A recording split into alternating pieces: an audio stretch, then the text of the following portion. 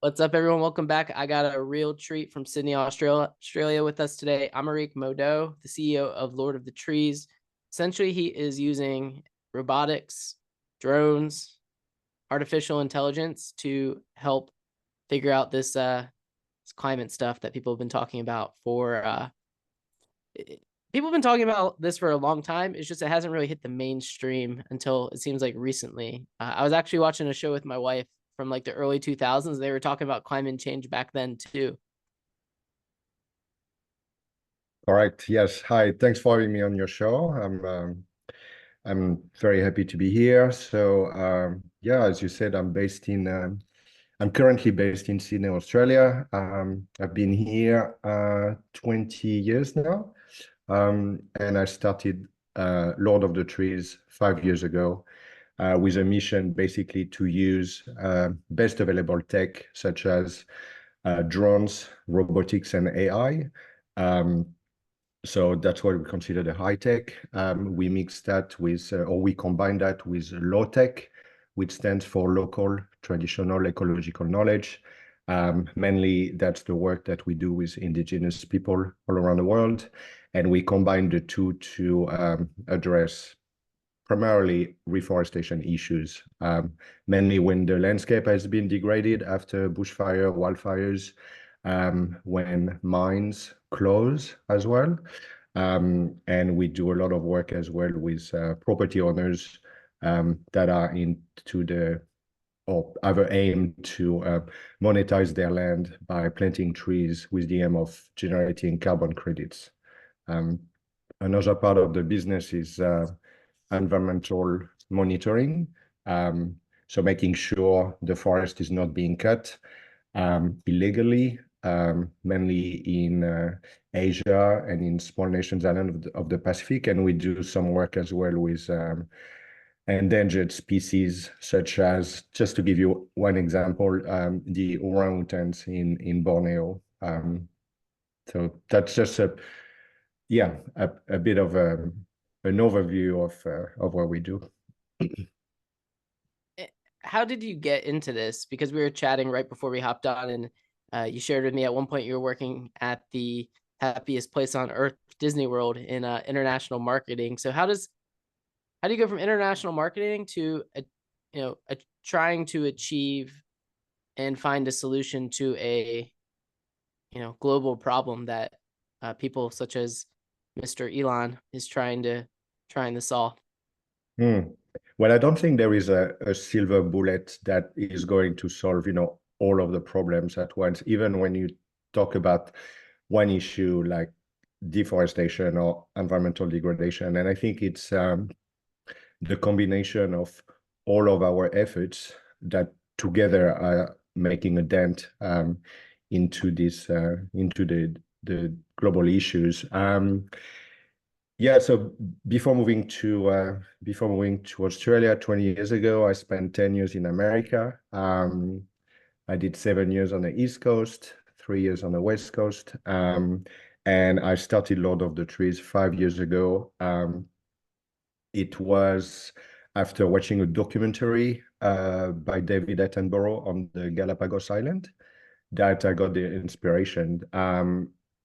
David was standing in a very lush tropical forest in the middle of the ocean and was explaining how it took millions of years for the plant species to colonize those islands that just literally erupted out of nowhere into the ocean. And he was explaining that the first seeds that would germinate were the big ones carried by cold currents. As an example, it could be the coconut seeds that would float from the east coast of the Americas, land in the Galapagos, and then germinates. The second ones were the ones that were light enough to fly. So think of seeds like dandelion seeds. As soon as there is a bit of wind, they just fly.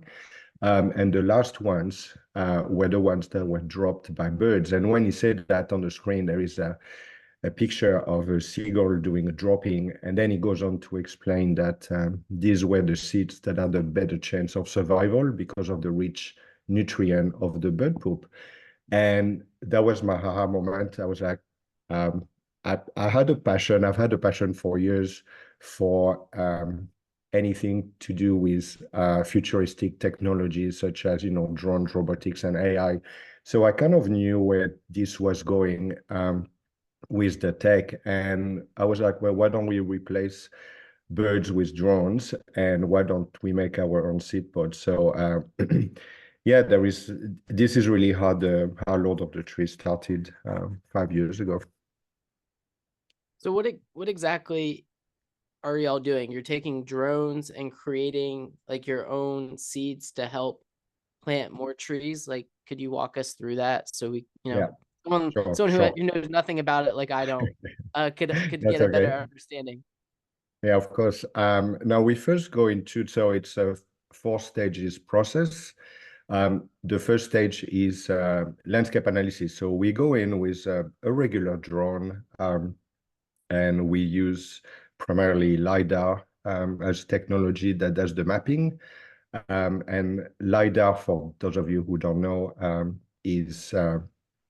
gives you the image of the landscape, and you can see the elevation, the exposure to sun, the parts that have more access to water, etc., etc. And then we take one step further than that. We also look at soil analysis using some other technologies that we adjust to the drones, and that basically gives us a good map of the area, and we know which parts have a soil that is on the acidic side, and which part of the landscape have more alkaline side.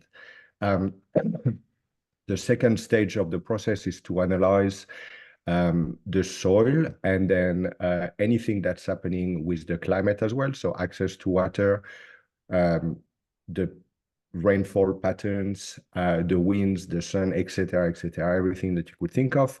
At the same time, look at what type of landscape are we trying to plant or restore, what was there before.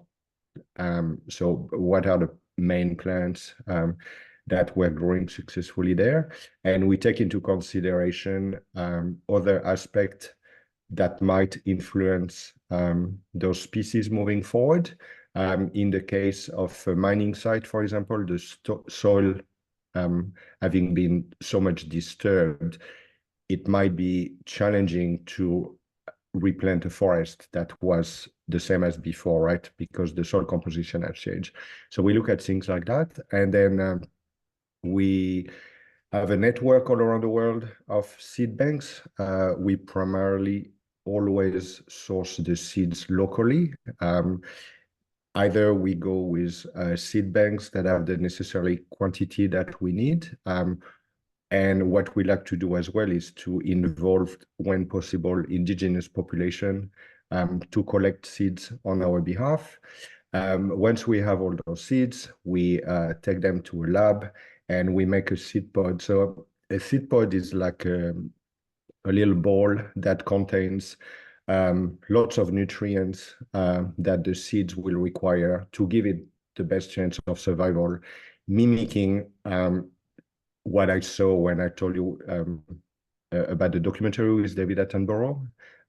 So we're basically providing each seed a little backpack of superfood and nutrients. We then load that seed pod into the drone, so that's stage 3.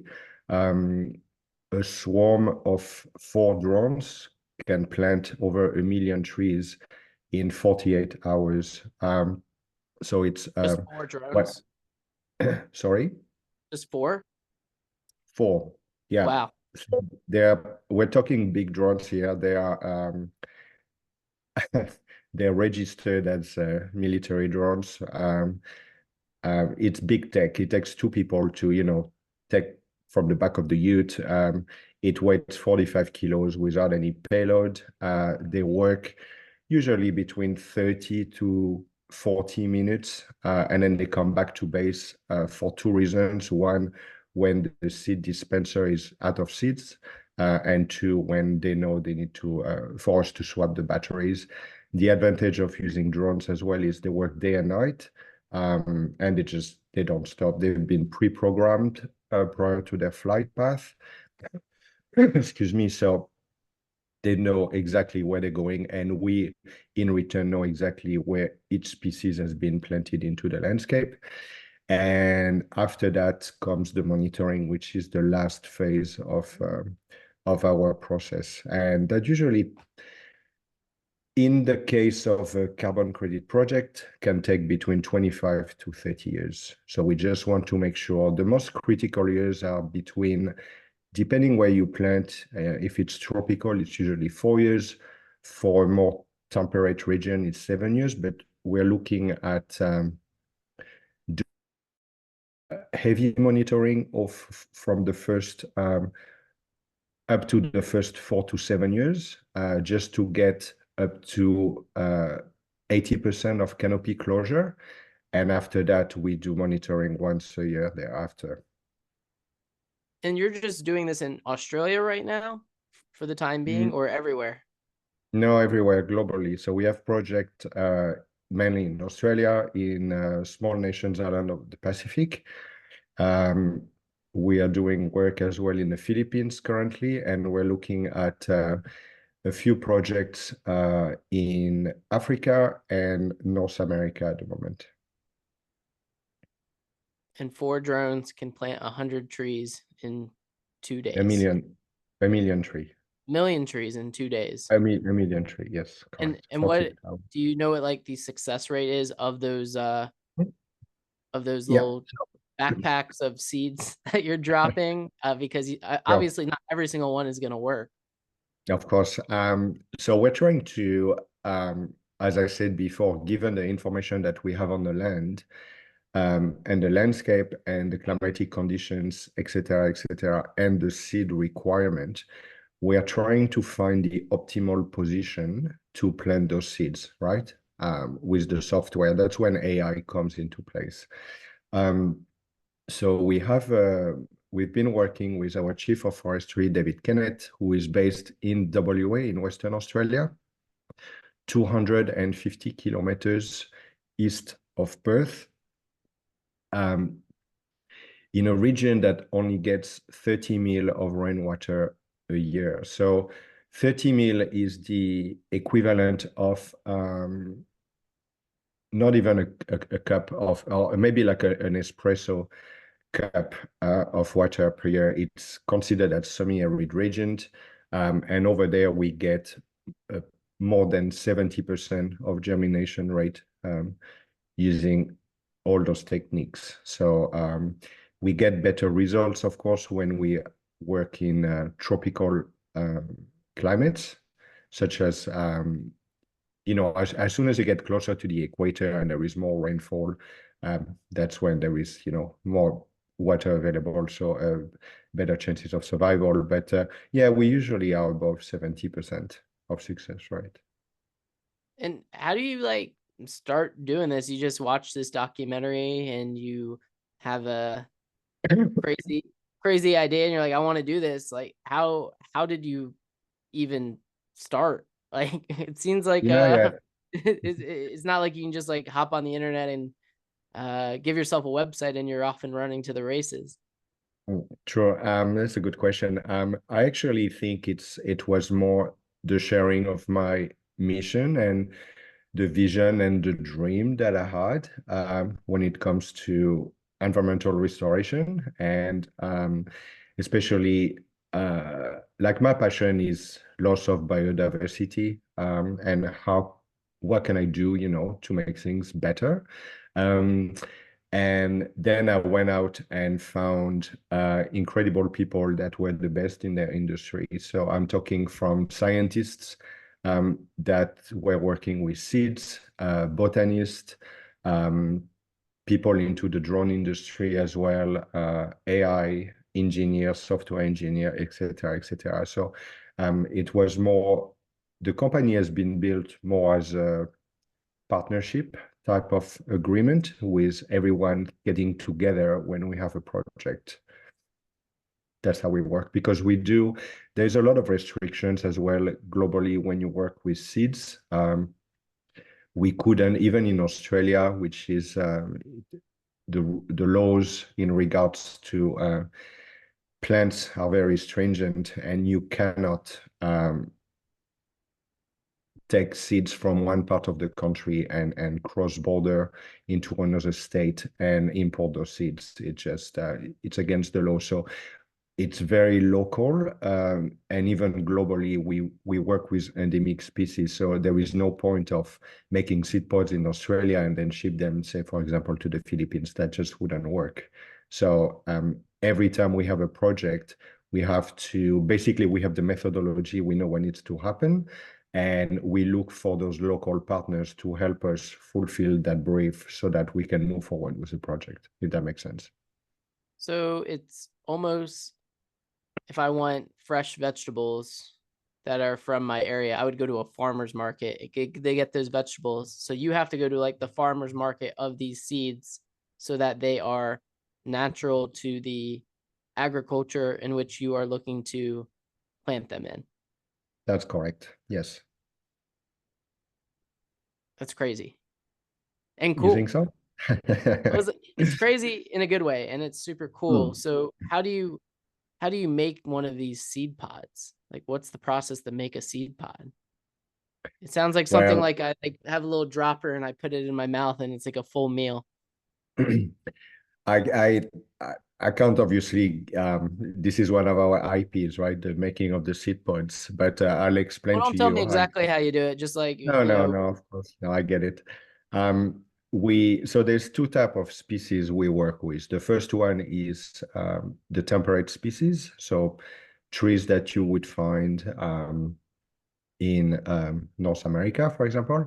And then we have the tropical species, right? And the key difference there is that temperate species, the seed can go dormant and can be made into a seed pods. When we work with tropical species, the climate in tropical areas doesn't really fluctuate. Like it's almost summer all year long, and there is a lot of humidity all year long. So the difference between trees growing and living in tropical areas of the world is that when they produce a seed, it's ready to germinate and produce an offspring, a baby tree.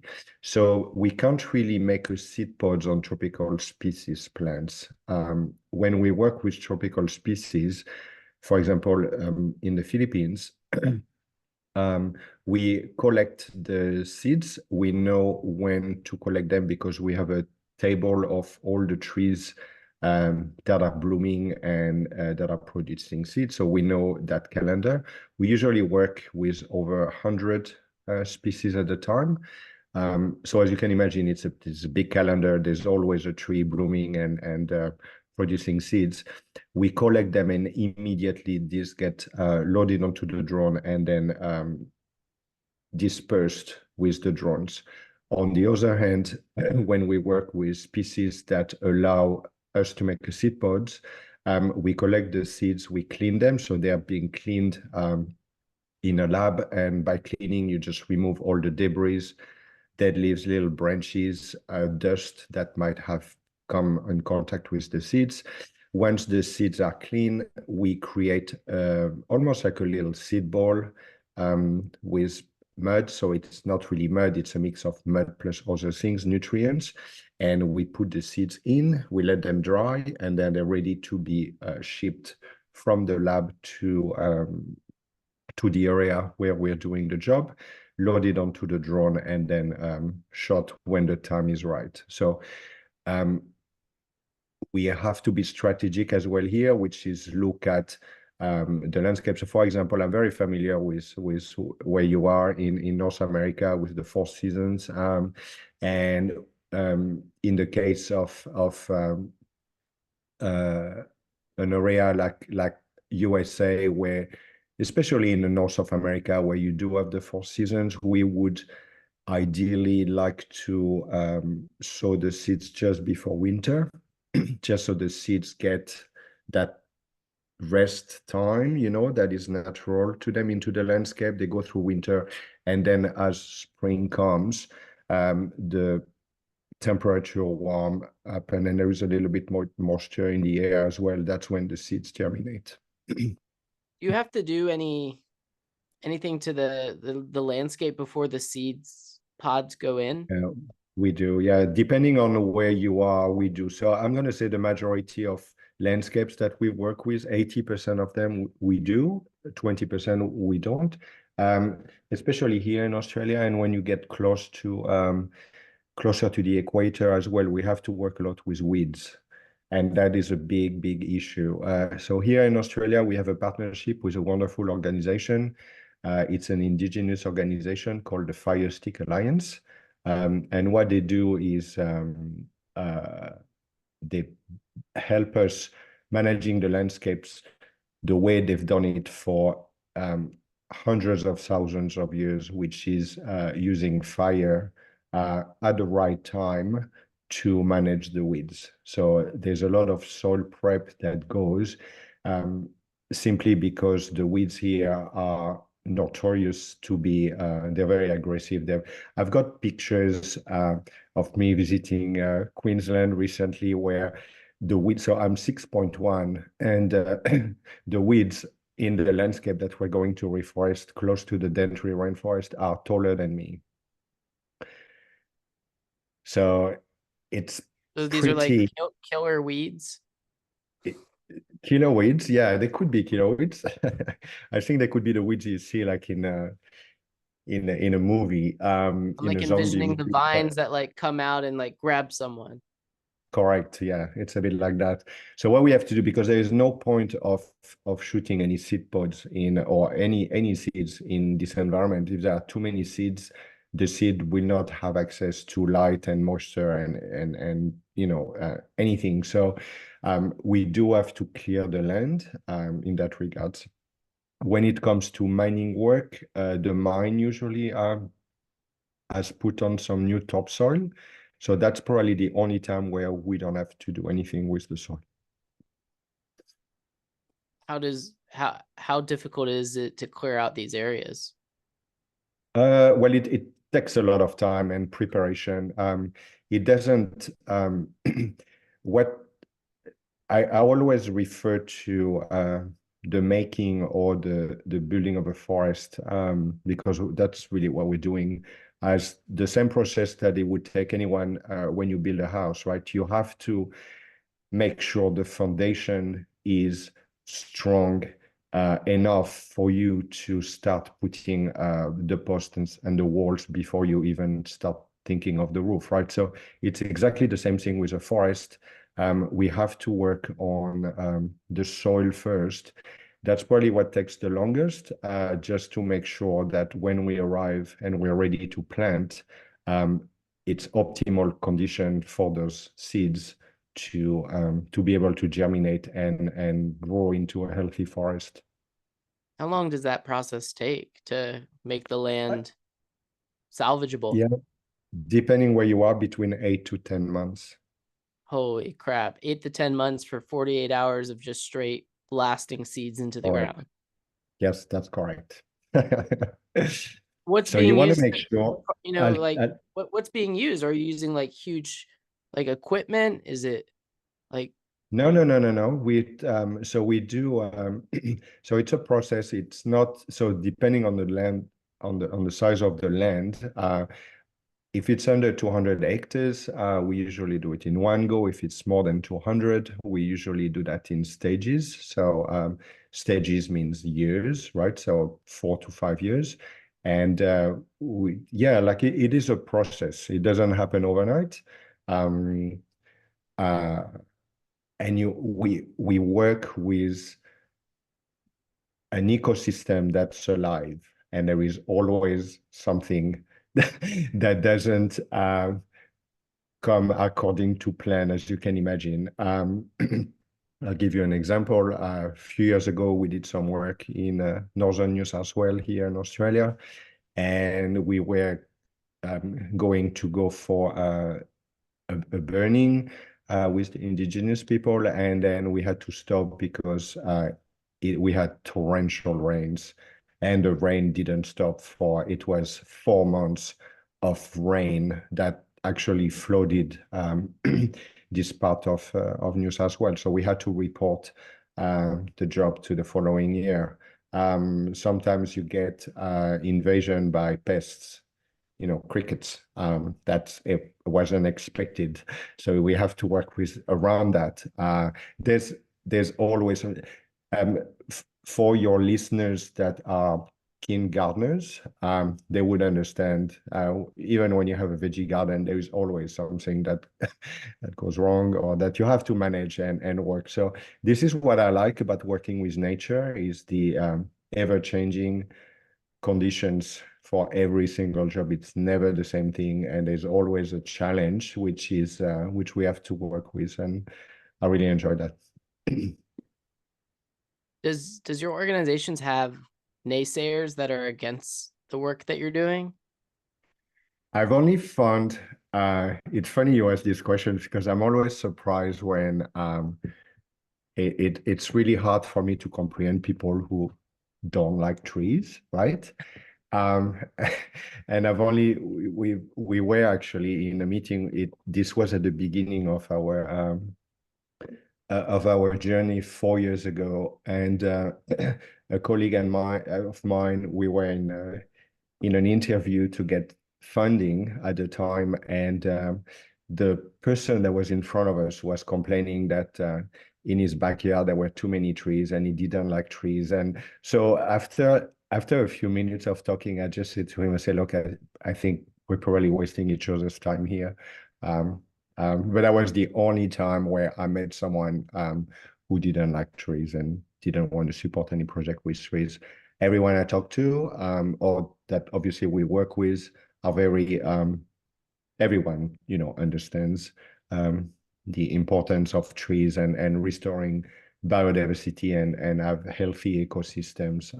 Yeah, not just for us humans, but for any living creatures that support the ecosystem. Anything from pollinators, bees. We do a lot of work with people who understand insects as well, because we need those insects first to come to the landscape that we restore in order to attract birds, because we know that birds are going to do droppings as well. So they are helping us to accelerate the work that we do when we do reforestation.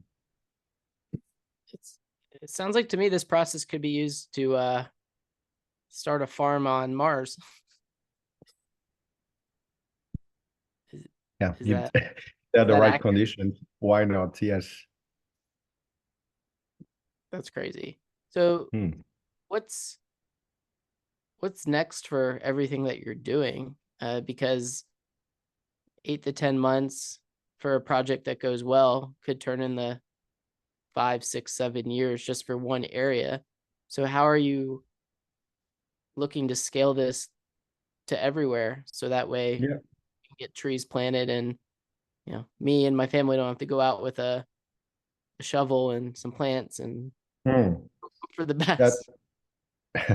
Well, that helps too, like taking the shovel in and planting trees as well is, as I said earlier, there's not one silver bullet for this, and I really admire those companies where they go out and plant seedlings as well manually. I know it's very difficult. I did it. I did it before, so I understand that, and I really appreciate this the manual work. But to go back to your question, it's the challenge really as a company owner is to have many projects that have on the go and that are started, and each one of them being in a different landscape. As I said before, it's every project is different based on that.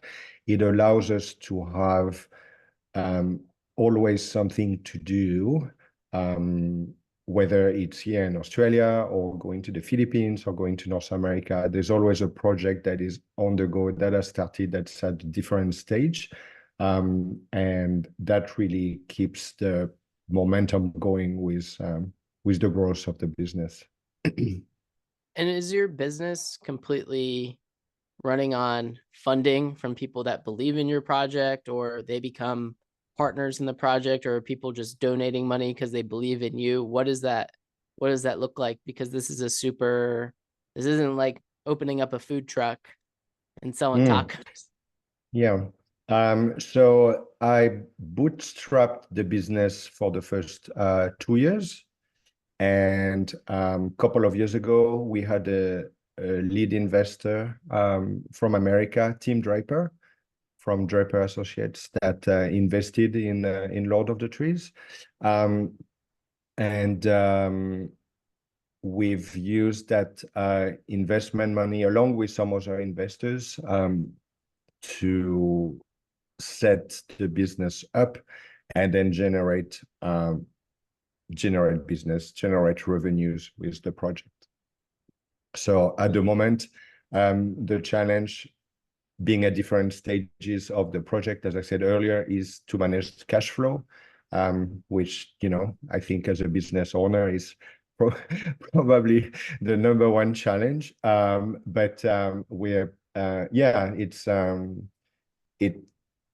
that's how it works. So it's arriving at the perfect balance between getting new projects on and managing the money that we have for our project to get us going until the next stage. So we get funding primarily from the clients who want us to help them with their land, or from investors who contact us and say, well, I'd like to get behind a green project, and I'm looking for a return, whether it's carbon credits or social credits, biodiversity credits. And we do have very randomly some very generous people who just believe in what we do and just want to help and give us some money. So it's a mix All of of your everything. projects are private projects right now. Uh, what do you mean when you say private projects? So like private would be like, I come to you, I'm like, hey, come plant some trees in my backyard. No. We work with primarily on land that's owned by governments, Hmm. um, or that is privately owned by big companies such as mining companies, companies building railroads, that are the custodian of the land. They don't necessarily own the land, but they manage the land for, say, 20 years or 50 years with those mining rights. And they're getting close to the end of it, and they have to hand over the land back to their original custodian, whether it is the government or indigenous populations. And they have to, technically, they should give back the land the way they found it. We both know that after mining, it's never the case. So they do their best to give a land that has at least small trees growing on it in the case of mining operations. So it's a mix of private and um, big landowners.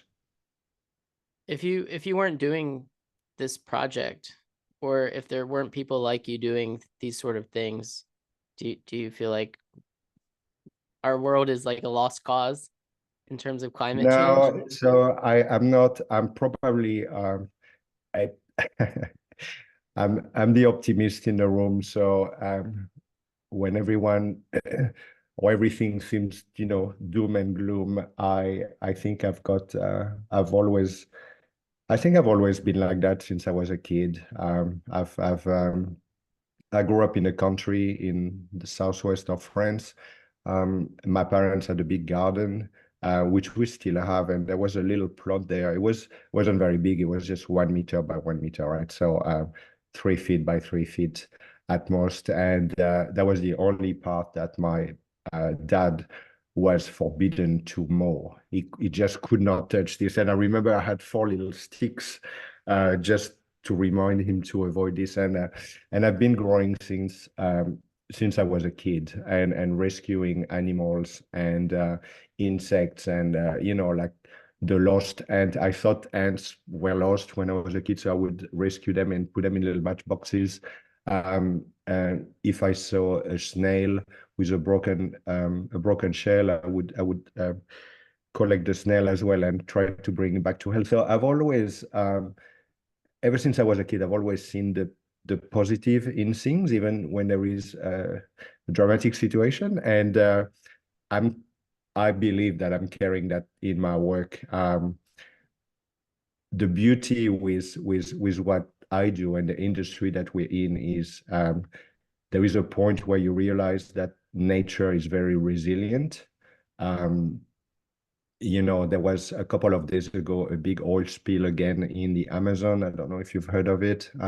I've seen some footage, and it's really dramatic when you see things like that happen, those type of accidents. But when you look at you know, the time that we've been on Earth and the amount of destruction that we've created, I'm a bit sometimes it feels like it's a lost cause. It's like, okay, well, what are we doing? However, I do know that nature is very resilient and as a way to, you know, to heal itself. So I'm very positive when it comes to what we do. This reminds me of comedian George Carlin. Have you ever heard of George Carlin?